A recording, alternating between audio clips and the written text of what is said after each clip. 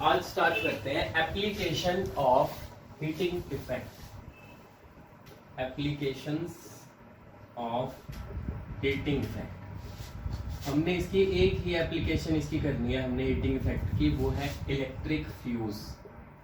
Electric fuse या सिर्फ fuse. देखो फ्यूज क्या होता है।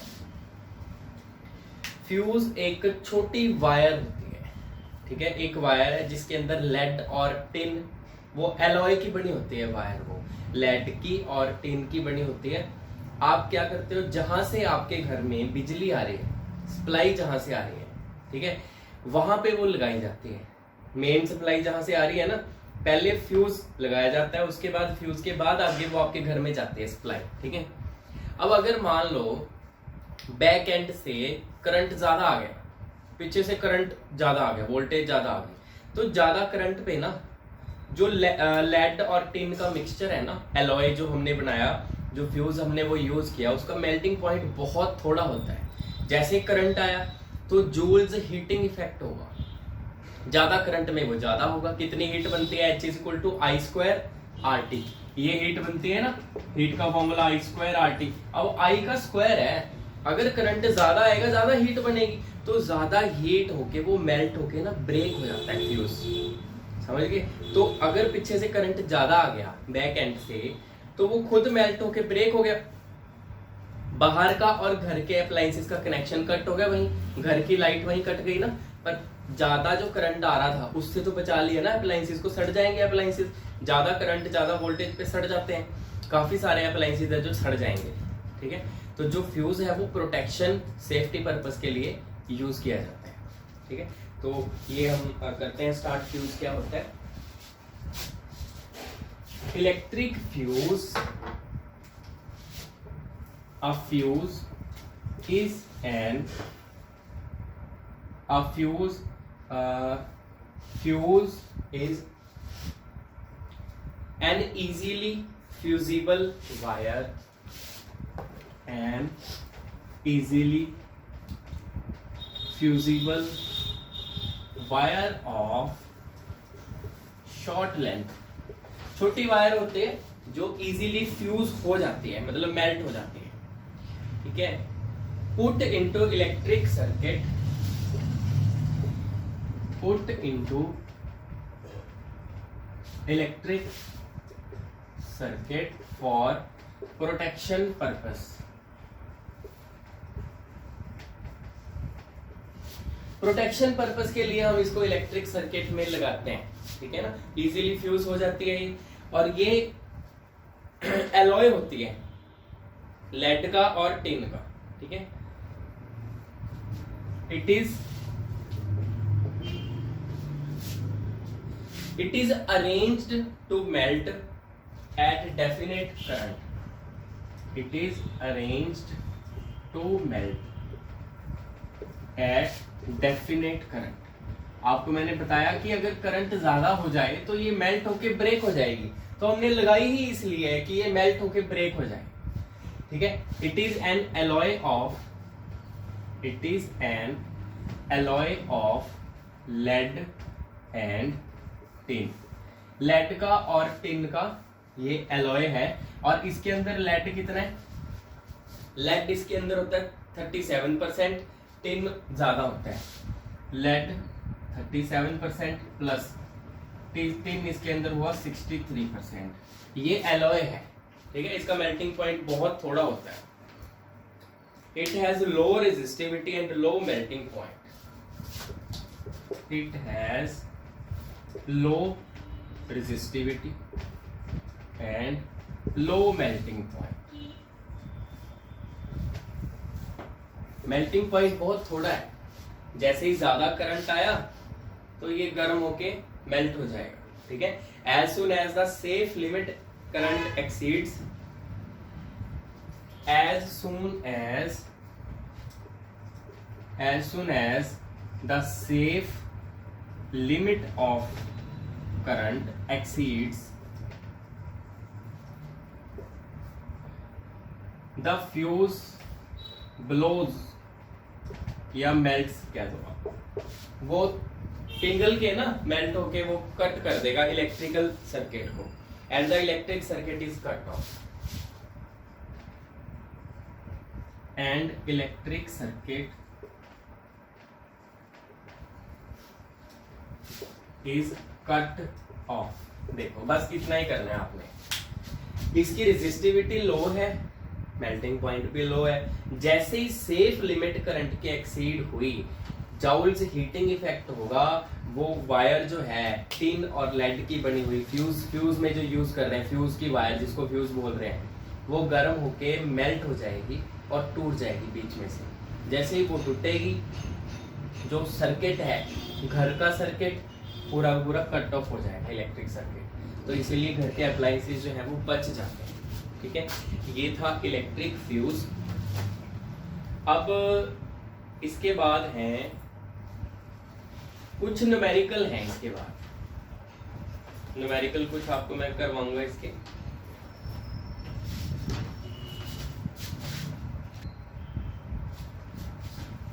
नेक्स्ट मैं आपको बताऊंगा house hold electric circuit. House hold electric circuit, ये सिर्फ आपकी नॉलेज के लिए है। ठीक है, कि कैसे इलेक्ट्रिसिटी कैसे हम तक कैसे पहुंचती है। ठीक है, तो ये मैं आपको बताऊंगा। देखो, जो इलेक्ट्रिक सर्किट है घर में कैसे आ रही है बिजली। मान लो ये हमारा पावर स्टेशन है, यहां पे बिजली बन रही है। ठीक है, तो ना वायर्स की हेल्प से बिजली मान लो यहां से ट्रेवल करके गई, तो ना जैसे ही वायर्स में ट्रेवल करके जाती है ना इलेक्ट्रिसिटी, तो ना पोटेंशियल का ड्रॉप हो जाता है, उसका पोटेंशियल कम होता जाएगा धीरे धीरे धीरे धीरे। जैसे मैं यहाँ से बोलूंगा, आप यहाँ बैठे हो, आपको क्लियर सुन रहा है, जैसे आप दूर जाते जाओगे आपको आवाज कम होती जाएगी ना, उसकी स्ट्रेंथ कम होती जाती है। सिमिलरली यहाँ पे वोल्टेज कम होती जाएगी। तो हम क्या करते हैं रास्ते में ना, तो आपने देखा होगा बड़े बड़े ट्रांसफार्मर लगे होते हैं बड़े बड़े रास्ते में, जिनको अपनी लैंग्वेज में ट्रांसफार्म बोल देते हैं। ट्रांसफार्म है ना, ट्रांसफार्मर होते हैं एक्चुअली फिजिक्स में। मान लो ये एक ट्रांसफार्मर मैंने यहाँ पे लगा दिया, ये ट्रांसफार्मर है यहाँ पे। ये ट्रांसफार्मर का काम क्या है, जो रास्ते में लगा है वोल्टेज को अप करना, ये अप करते हैं, इनका नाम होता है स्टेप अप। ये वोल्टेज को ज्यादा करेंगे, फिर आगे वोल्टेज ट्रेवल करके गई, फिर वो ड्रॉप हो जाएगी, वोल्टेज कम रह गई ना, तो फिर दोबारा ये रास्ते में हम क्या लगा देंगे, ट्रांसफार्मर, वो क्या करेगा, स्टेप अप। ठीक है, अब ऐसे करते करते मान लो ऐसे काफी ज्यादा है। ठीक है, पर यहाँ पे आ गया टाउन, जहां पे जरूरत है, यहाँ पे ये टाउन है, हमारा टाउन आ गया, मान लो डेराबस्सी टाउन। ठीक है, तो यहाँ पे आपको यहाँ पे लाइट चाहिए, पर वोल्टेज जो ये है ना बहुत ज्यादा होती है। इतनी ज्यादा वोल्टेज हमें नहीं चाहिए। हमें तो हमारे घरों में कितनी आती है, 220 वोल्ट। ये तो बहुत ज्यादा होते हैं, हजारों में होते हैं ये तो, समझ गए, ये थाउजेंड्स ऑफ वोल्ट होती है, ये सिर्फ 220। तो जहां पे हमें घरों में यूज करनी है ना, वहां पे क्या होता है, यहाँ पे ना पॉपुलेशन को लगा लो या नंबर ऑफ कनेक्शंस, इनको डिवाइड कर देते हैं ऐसे, जैसे एक ये हो गया, एक ये हो गया, एक ये है ना, तो ना उतने ही ट्रांसफॉर्म लगाए जाते हैं। हमारे घर के पास भी जैसे कुछ घरों का वो लगा हुआ है साइड पे है ना, तो कुछ घरों का एक ट्रांसफार्मर होता है। तो क्या होगा, जो हाई वोल्टेज आ रही है जैसे यहाँ से आ रही है, तो इसको 3 पार्ट में डिवाइड करेंगे, एक यहाँ पे जाएगी, एक इस पे जाएगी और एक यहाँ पे जाएगी। ठीक है, पर तीनों जगह ट्रांसफार्मर लगे होंगे, पर वो भी स्टेप डाउन, यहाँ पे ट्रांसफार्मर लगेगा, पर ये क्या करेगा, वोल्टेज को डाउन करेगा। जो हजारों वोल्टेज आ रही है उसको सिर्फ 220 वोल्ट करके आगे देगा, 220 वोल्ट। समझ रहे हो ना अब मेरी बात। तो ये 220 वोल्ट आगे घरों में जा रही है। सिमिलरली यहाँ पे भी, ये भी स्टेप डाउन है, यहाँ पे भी एक ट्रांसफार्मर लगा होगा, वो भी क्या करेगा, डाउन करेगा वोल्टेज को। समझ गए आप। तो ऐसे होता है। कई बार आपने देखा होगा गर्मियों में आजकल सबके घरों में एसी चलते हैं, तो क्या होता है, अब एसी ज्यादा हो गए घरों में, जो इलेक्ट्रिसिटी का लोड है ना वो ज्यादा हो गया, तो जितना ये आउटपुट दे रहा है ना उससे ज्यादा लोड यहाँ पे है, मतलब वो खींच रहे हैं ज्यादा, इससे ले रहे हैं, इतनी इसकी कैपेसिटी है नहीं। तो ना बहुत बार इसका ये सड़ जाता है, ट्रांसफार्मर का मतलब एक फ्यूज या फिर इसके जंपर बोलते हैं उनको, जंपर बहुत ज्यादा जंपर होते हैं वो सड़ते रहते हैं इसके, ठीक है। वो इसी वजह से होता है कि इतना लोड ये दे नहीं पाता।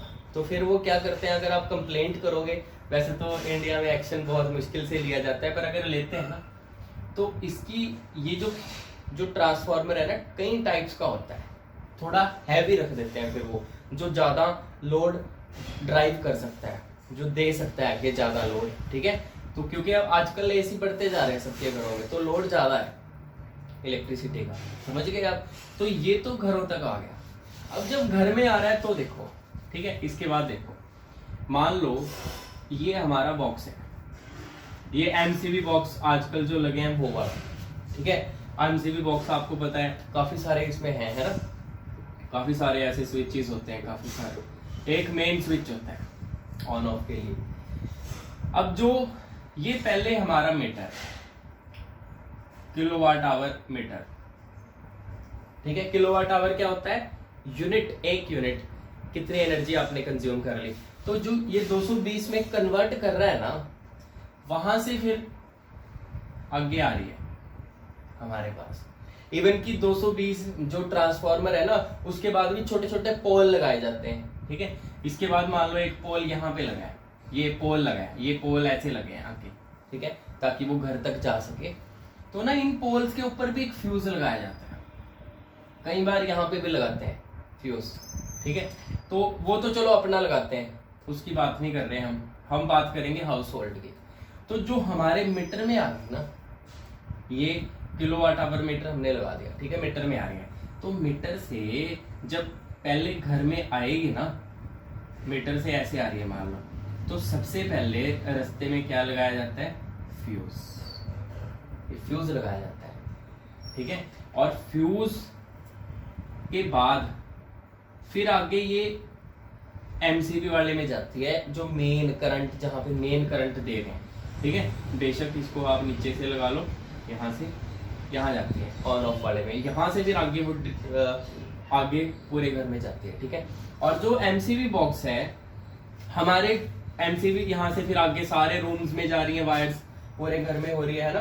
पर आपने देखा होगा 2 वायर हम यूज करते हैं, वैसे मेनली तीन होते हैं। जो प्लग होता है ना उसके अंदर 3 है, ऐसे ऐसे बने होते हैं ना, प्लग होते हैं कि नहीं, ऐसे बने हुए है ना लगाने के लिए। उसमें से एक होती है लाइव जिसमें करंट है, एक होती है न्यूट्रल जिसमें करंट नहीं है, एक होती है अर्थिंग के लिए।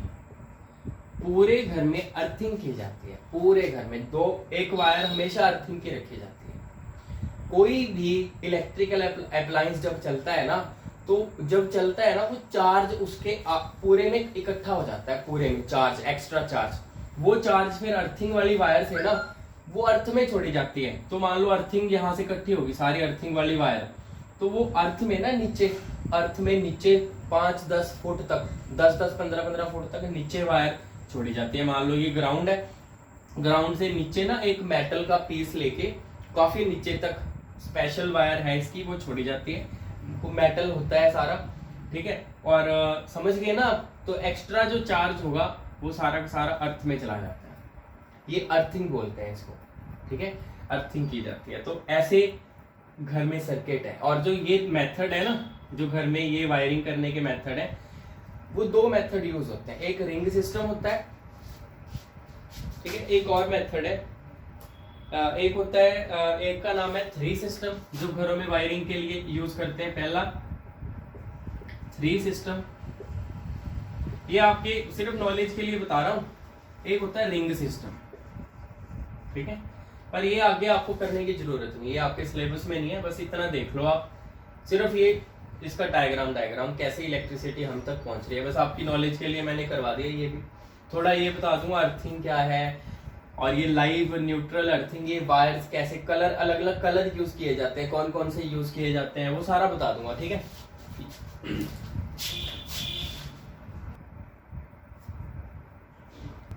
नेक्स्ट एक डेफिनेशन है अर्थिंग। अभी आपको बताया था अर्थिंग क्या है, किसी इलेक्ट्रिकल अप्लायंस का जो मेटल केस है, उसका आउटर केस जो है, उसको हम अर्थ से कनेक्ट कर देते हैं, उसको जीरो पोटेंशियल में रखते हैं। ठीक है, ऐसा क्यों? क्योंकि जब कोई इलेक्ट्रिकल अप्लायंस चलेगा ना, उसके बाहर मेटल केस पे चार्जेस इकट्ठा हो जाएंगे। ठीक है, तो चार्जेस जो एक्स्ट्रा चार्जेस उसमें आ गए, वो सारे अर्थ में चले जाते हैं ताकि वो न्यूट्रल रहे ओवरऑल। ठीक है, so earthing means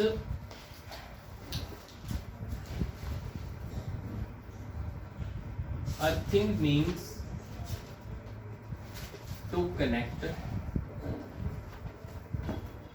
metal case of electrical appliance, metal case of electric appliance to earth।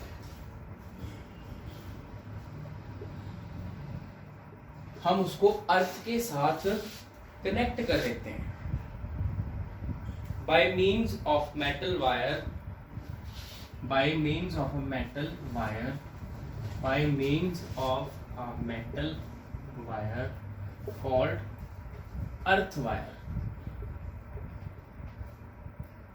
या अर्थिंग वायर। अर्थिंग वायर या अर्थ वायर इसको बोल देते हैं। ठीक है, अर्थिंग वायर और सिंपली अर्थ वायर, ये है अर्थिंग। ठीक है, और इसके बाद है colour coding of wires. Colour coding of wires, कोई भी इलेक्ट्रिकल अप्लायंसेस है उसमें 3 वायर्स होती हैं। ठीक है, an electrical appliance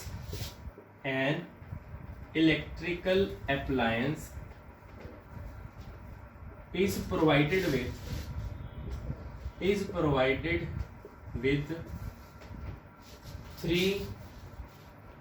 three core flexible cable, 3 core flexible cable।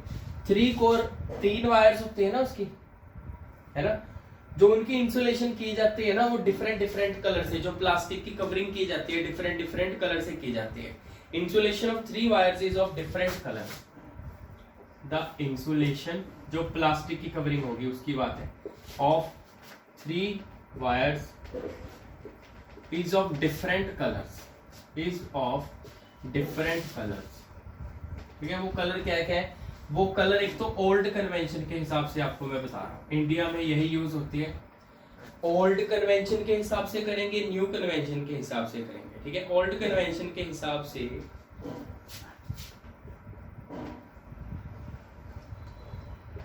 अब ओल्ड कन्वेंशन के हिसाब से जो रेड वायर है उसका मतलब है वो लाइव वायर है।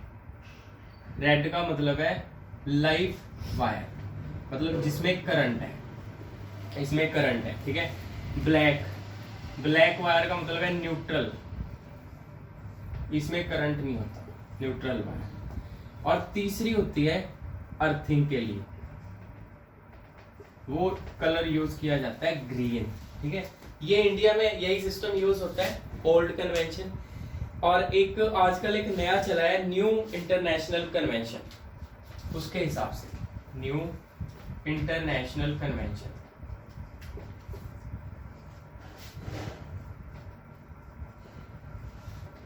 इसके हिसाब से जो ब्राउन है ना, वो लाइव वायर के लिए यूज किया जाता है जिसमें करंट होता है। ठीक है जी, और लाइट ब्लू कलर यूज किया जाता है न्यूट्रल के लिए। लाइट ब्लू मतलब न्यूट्रल। ये मैंने यहाँ ग्रीन लिखा, ग्रीन और अर्थिंग, पहले मैंने उल्टा लिख दिया। ठीक है, ब्राउन इंटरनेशनल जो है कन्वेंशन, उसके हिसाब से ब्राउन लाइव वायर होती है, लाइट ब्लू होती है न्यूट्रल, एक लास्ट ग्रीन या फिर येलो कलर, ये यूज होता है अर्थिंग के लिए, अर्थिंग वायर। ठीक है, तो ये कलर कोड थे। इसके बाद 3 डिवाइसेस आपको मैं करवाऊंगा। पहली डिवाइस है गैल्वेनोमीटर। गैल्वेनोमीटर क्या होता है? सर्किट के अंदर बहुत थोड़ा करंट अगर आता है, बहुत थोड़ा, स्मॉल से स्मॉल करंट को भी ये डिटेक्ट कर लेता है, ठीक है। A device which is used to detect small current in the circuit, small current in the circuit, ठीक है। और एक होता है एमिटर, ये ज्यादा स्मॉल करंट को तो डिटेक्ट नहीं करता, पर मोस्टली नॉर्मल जो वैल्यूज है करंट की वो इसी से पता करते हैं, ठीक है। A device which is used to detect current in the circuit, to detect current in the circuit. It is connected in series. It is always connected in series.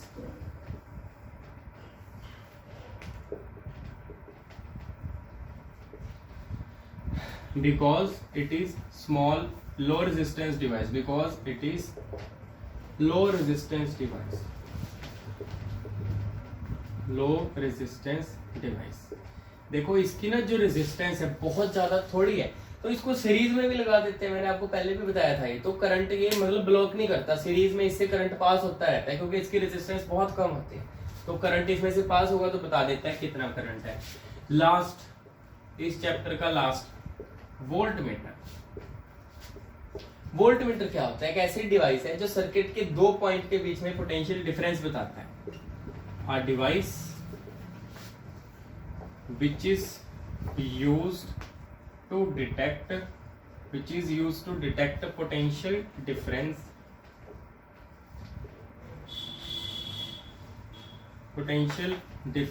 across 2 points of the circuit, across 2 points of the circuit।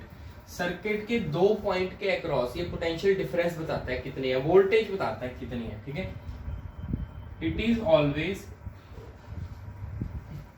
Is always connected in parallel. क्यों करते हैं parallel में connect?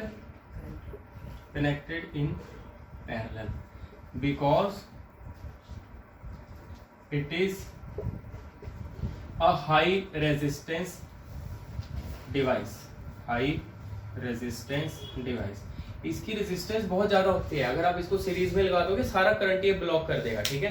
ये parallel में लगाया जाता है high resistance की वजह से, ये सीरीज में लगाया जाता है लो रेजिस्टेंस की वजह से।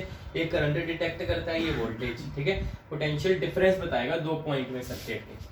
सो ये चैप्टर खत्म होता है, इसके बाद सिर्फ न्यूमेरिकल करेंगे हम।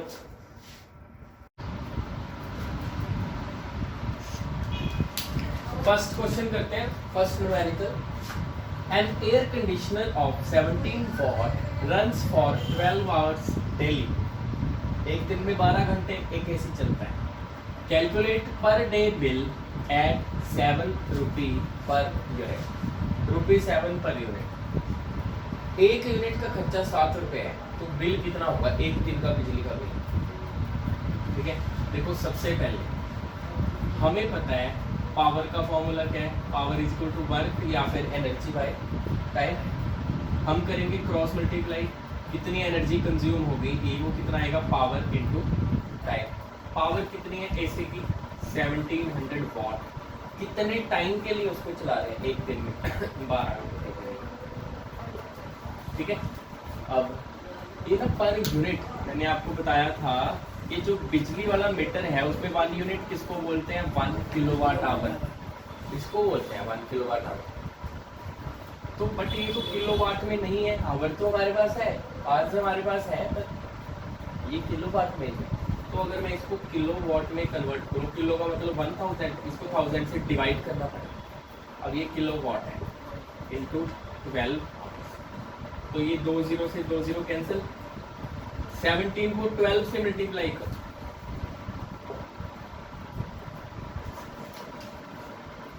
दो 204 और डिवाइडेड बाय 10 किलोवाट आवर, तो ये 20.4 किलोवाट आवर को क्या बोलते हैं यूनिट।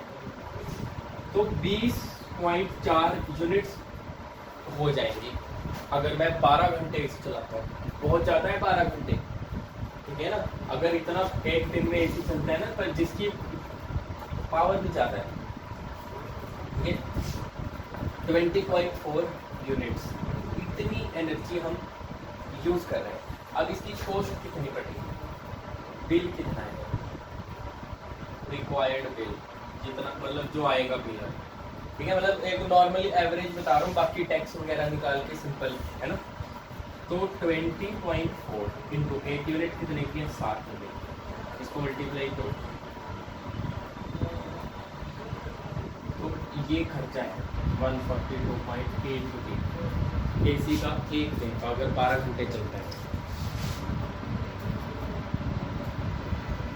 नोट कर सकते हो आप। नेक्स्ट न्यूमेरिकल करते हैं। 2 lamps, one rated 100 watt at 220 volt and other rated 60 watt at 220 volt are connected in parallel। देखो पैरेलल में ना हमारे पास 2 लैंप हैं, एक तो ये है मान लो, ठीक है, ये है एक, इसकी पावर कितनी मान लो 100 वाट और रेटिंग कितनी है 220 वाट, ठीक है, या सिंपली अभी 100 वाट है। इसके साथ पैरेलल में एक और है बल्ब, एक और लैंप है, ये पैरेलल में है और ये कितने का है 60 वाट का, पैरेलल में लगा दिए। और दोनों जिस सप्लाई के साथ ये जुड़े हैं, ये जो सप्लाई है ना वो है 220 वोल्ट। अब यहाँ से करंट जा रहा है, पॉजिटिव से नेगेटिव की तरफ जाता है करंट, मैंने आपको बताया था।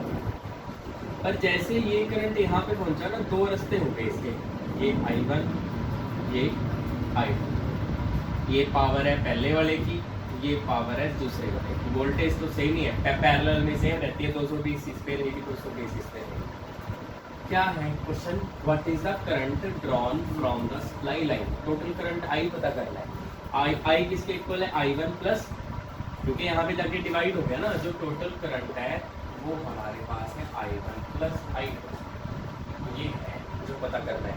ये I1 आगे जाएगा, ये I2 आगे जाएगा, फिर ये दोनों I1 I2 यहाँ पे मिल जाएंगे, वापस I जाएगा, मतलब I जो है I1 I2 का सामने है। अब देखो हमें ये पता है power is equal to VI, power का फॉर्मूला होता है ना, एक I2R होता है ना, एक VI होता है, ये गेन फॉर्मूले हैं। तो क्योंकि हमें पावर पता है 100 वॉट, हमें वोल्टेज पता है 220, करंट आ जाएगा ना।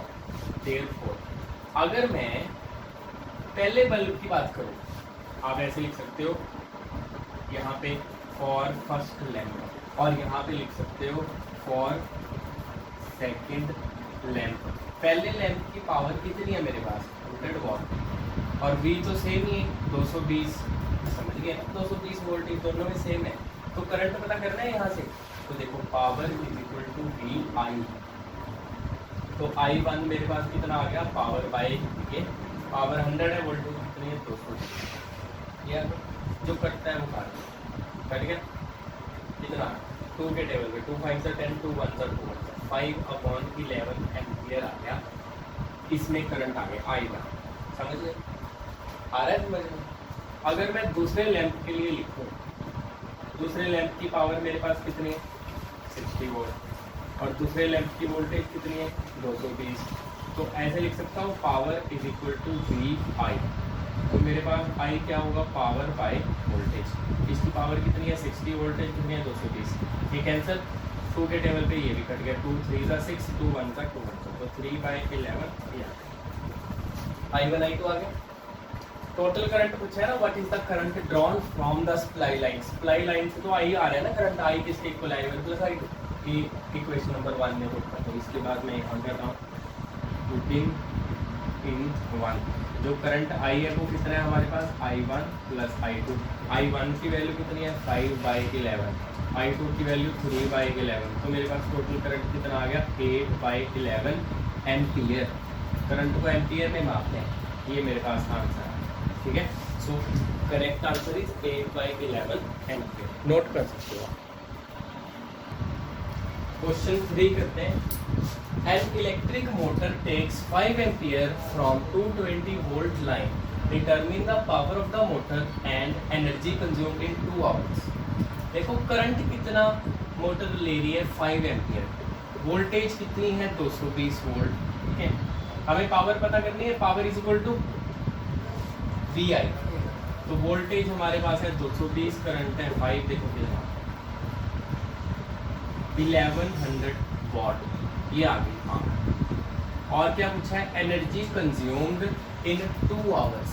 हमें पता है पावर का फॉर्मूला क्या है, एक्चुअल में पावर है क्या, एनर्जी या work by time, cross multiply कर दिया, एनर्जी कंज्यूम्ड कितनी आ गई, पावर इनटू टाइम। पावर मेरे पास है 1100 वॉट इनटू टाइम कितना है 2 आवर्स, ठीक है। और इसको कैसे करेंगे, इसके बाद मैंने आपको बताया था इसको किलोवाट में कन्वर्ट कर लो,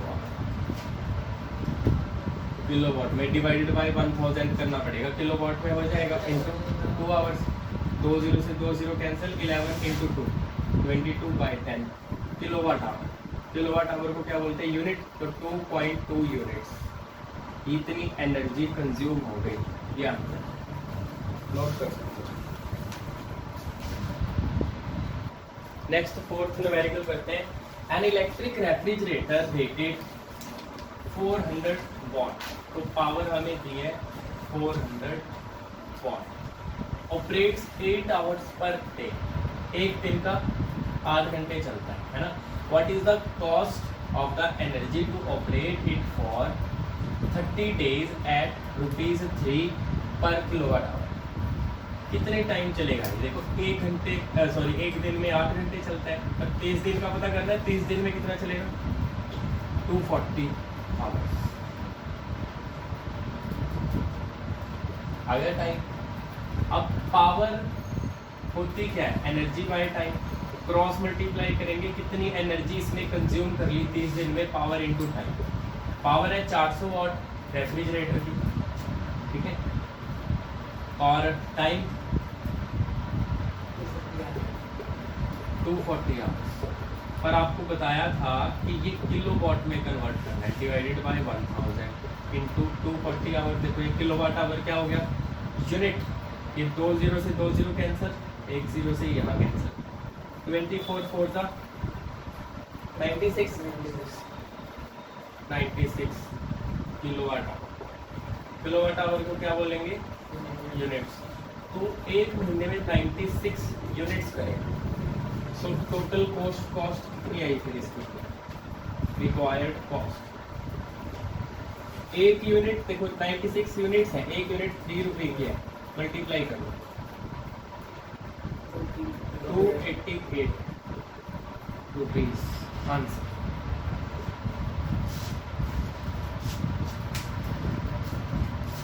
नोट कर सकते हो, कोई डाउट तो बता दो। न्यूमेरिकल नंबर 5 करते हैं। An electric iron of resistance 20 ohm, resistance हमारे पास गिवन है 20 ohm, of resistance 20 ohm takes a current of 5 ampere, calculate the heat developed in 30 seconds। Current कितने आई 5 एम्पियर, टाइम कितना है 30 सेकंड, 30 सेकंड का टाइम। अब हीट प्रोड्यूस का formula क्या है,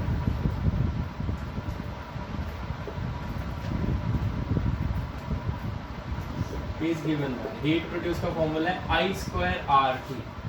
वैल्यूज पुट करनी है सिर्फ I² R और T बस, ठीक है।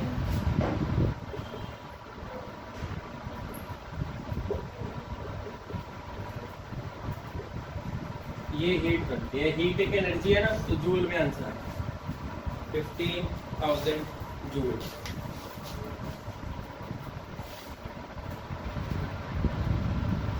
न्यूमेरिकल नंबर 6 करते हैं। Compute the heat generated while transferring 96,000 coulomb of charge. Charge को लिखते हैं क्यू से, 96,000 कूलम इन 1 आवर। जो टाइम है वो 1 घंटे है। 1 घंटे में कितने होते हैं 60 मिनट, आगे 1 मिनट में 60 सेकेंड, 1 मिनट में 60 सेकंड, क्योंकि जो सेकंड है ना वो ऐसा यूनिट है, सिस्टम ऑफ इंटरनेशनल यूनिट, तो आपने इसको सेकंड में कन्वर्ट करना है। तो 3600 सेकंड मेरे पास आ गया, ये टाइम आ गया through a potential difference of 50 volt. V जो है वो 50 वोल्ट है हमारे, पर पूछा क्या है, हीट जनरेटेड। तो हीट जनरेटेड का फॉर्मूला क्या होता है,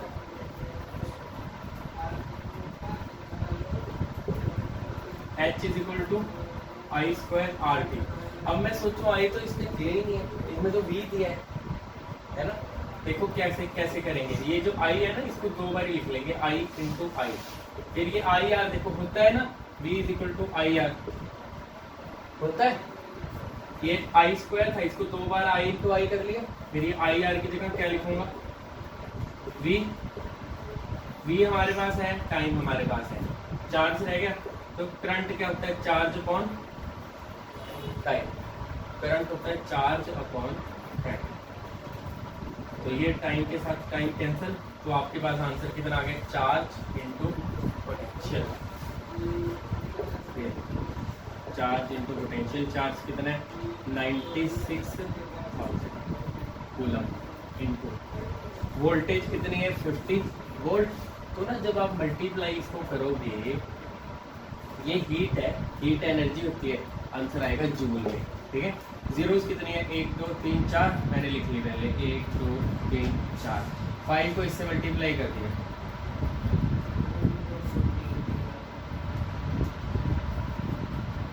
ये आ गया 48। आप इसको ऐसे भी लिख सकते हो 48 इंटू 10⁻⁴ कितनी है 1 2 3 4 5, ऐसे भी लिखा जा सकता है, इतनी हीट प्रोड्यूस हुई, ये आंसर। कोई डाउट तो बता दो। नेक्स्ट न्यूमेरिकल नंबर 7 करते हैं। An electric iron consumes energy at the rate of 840 watt when heating is at the maximum rate and 360 watt when heating is at the minimum rate. Voltage is 220. What are the current and resistance in each case? पहला case क्या हुआ, when जो heating है वो maximum rate पे है, पहला when heating is at maximum rate, तो पावर हमारे पास उस टाइम कितनी है 840 वॉट, वोल्टेज हमारे पास कितनी है 220 वोल्ट। क्या पूछा, करंट और रेजिस्टेंस, करंट कैसे करेंगे, power is equal to V I, तो करंट क्या होगा पावर अपॉन वोल्टेज, पावर है 840 वोल्टेज है 220, ये कैंसिल 2 के टेबल पे कैंसिल होता है, 0 से 0 कैंसिल, 2 1 का 2 1 का 42/11 ऐसे छोड़ दो एम्पियर, ठीक है 42/11 एम्पियर आ गया करंट। और क्या पूछा है रेजिस्टेंस, ये तो simple V is equal to I R आप लगा सकते हो, तो रेजिस्टेंस क्या होगा वोल्टेज बाय करंट, वोल्टेज कितनी है 220, करंट की वैल्यू मेरे पास कितनी है 42/11, और ये 42/11 ऊपर जाके उल्टा ऐसे होगा, समझ गए, ये फिर कैंसिल होगा 2 पे, 2 1 जा 2 1, 2 2 जा 4 2 1, ठीक है 11 इंटू 11, ये आ गया मेरे पास रेजिस्टेंस 1210 डिवाइडेड बाई 21। आप चाहो तो इसको पॉइंट में भी लिख सकते हो, वो आपकी मर्जी होगी। पॉइंट में ये 57.60 ओम आया, 57.60, वो जरूरत भी नहीं है बट आपकी मर्जी है, ठीक है। तो ये पहला केस हो गया, आप नोट करो, तो दूसरा आपको करवा देता हूँ। नेक्स्ट इसका सेकंड केस करते हैं, when heating is at minimum rate. देखो जब मिनिमम रेट पे है हीटिंग, ये तो मैक्सिमम रेट था, मिनिमम रेट पे पावर कितनी हो गई सिर्फ 360 वॉट, ठीक है, और वोल्टेज तो 230 है, तो power is equal to V I होता है, करंट क्या होगा पावर अपॉन वोल्टेज, तो पावर हमारे पास कितनी है 360, वोल्टेज कितनी है 220, 0 से 0 कैंसिल, 2 के टेबल पे कट रहा है, 2 1 जा 2 1 जा 2 18/11 एम्पियर। तो V is equal to I R होता है, रेजिस्टेंस क्या आएगी वोल्टेज बाय करंट, अभी मेरे पास करंट कितना है 18/11, तो हम कितना लिखेंगे 220, 11 ऊपर 18 नीचे, 2 की टेबल पे फिर कैंसिल, 2 1 जा 2 1 2 9 तो आ गया 59 ओम, ये आंसर आ गया। ठीक है, ये भी आंसर आप नोट कर सकते हो। पॉइंटों में लिखना चाहो तो इसको लिख सकते हो, आपकी मर्जी है। 134.15 आ रहा है ये पॉइंट में, 134.15 ओम। ठीक है, कोई डाउट तो बताओ।